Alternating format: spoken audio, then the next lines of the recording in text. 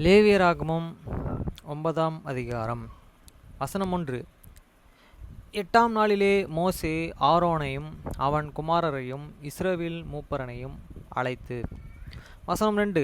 ஆரோனை நோக்கி, நீ பாவ நிவாரண பலியாக பழுதற்ற ஒரு கன்றுக்குட்டியையும் சர்வாங்க தகன பலியாக பழுதற்ற ஒரு ஆட்டுக்குட்டியையும் தெரிந்து கொண்டு கர்த்தருடைய சந்நிதியிலே பலியிட கடவாய். வசனம் 3. மேலும் இஸ்ரவேல் புத்திரரை நோக்கி, கர்த்தருடைய சந்நிதியிலே பலியிடும் படிக்கு நீ பாவ நிவாரண பலியாக பழுதற்ற ஒரு வெள்ளை ஆட்டு கடாவையும் சர்வாங்க தகன பலியாக ஒரு வயதான பழுதற்ற ஒரு கன்றுக்குட்டியையும் ஒரு ஆட்டுக்குட்டியையும். வசனம் 4. சமாதான பலியாக ஒரு காளையையும் ஒரு ஆட்டுக்கடாவையும் எண்ணெயிலே பிசைந்த போஜன பலிகளையும் கொண்டு வந்து வாருங்கள் என்று கர்த்தர் உங்களுக்கு தரிசனமானார் என்று சொல் என்றான். வசனம் 5. மோசே கட்டளையிட்டவைகளை அவர்கள் ஆசாரிப்பு கூடாரத்திற்கு முன்பாக கொண்டு வந்தார்கள். சபையர்கள் எல்லோரும் சேர்ந்து கர்த்தருடைய சந்நிதியிலே நின்றார்கள். வசனம் 6. அப்பொழுது மோசே, கர்த்தர் கட்டளையிட்ட இந்த காரியத்தை செய்யுங்கள், கர்த்தருடைய மகிமை உங்களுக்கு காணப்படும் என்றான். வசனம் 7.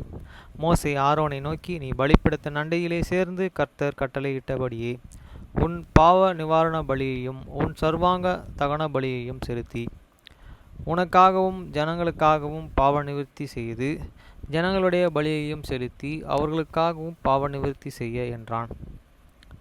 வசனம் 8. அப்பொழுது ஆரோன் பலிபீடத்தின் அண்டையிலே சேர்ந்து தன் பாவ நிவாரண பலியாக கன்றுக்குட்டியை கொன்றான்.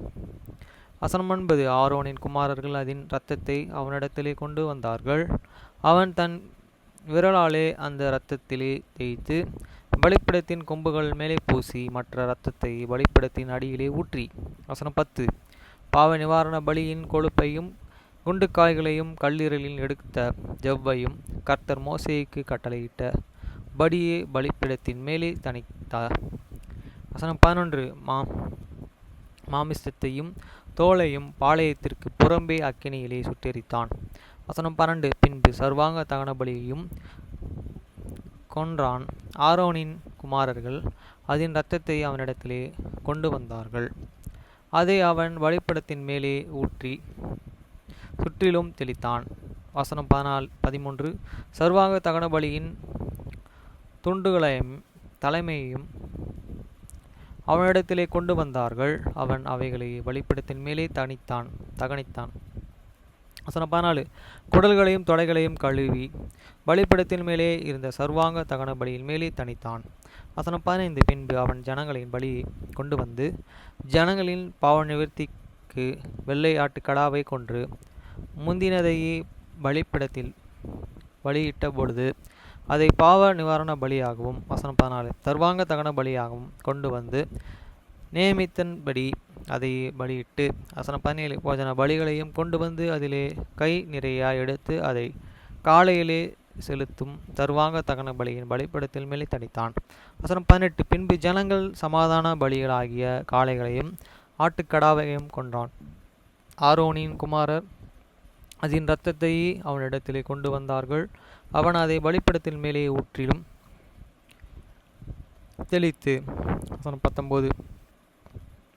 காளையிலும் ஆட்டுக்கடாவில் எடுத்த கொழுப்பையும் வாளையும் குடல்களையும் மொடி ஜவ் குண்டுக்காய்களையும் கல்லீரல் மேலே இருந்த ஜவ்வுகளையும் கொண்டு வந்து. வசனம் 20. கொழுப்பை மார்கண்டங்களின் மேலே வைத்தார்கள். வசனம் அந்த கொழுப்பு பலிபீடத்தின் மேலே தணித்தான். வசனம் 21. மார்கண்டங்களையும் வலது முன் தொடைகளையும் மோசே கட்டளையிட்டபடி ஆரோன் கர்த்தருடைய சந்நிதியிலே அசைவாடும் பலியாக அசைவாட்டினான்.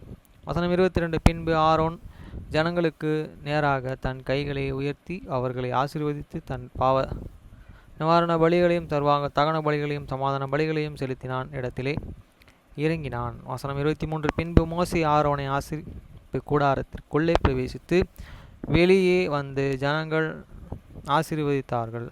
அப்பொழுது கர்த்தருடைய மகிமை சகல ஜனங்களுக்கும் காணப்பட்டது. வசனம் 24. அன்றியும் கர்த்தருடைய சந்நிதியில் இருந்த அக்கினி புறப்பட்டு பலிபீடத்தின் மேலே இருந்த சர்வாங்க தகன பலியையும் கொழுப்பையும் எரித்துவிட்டது.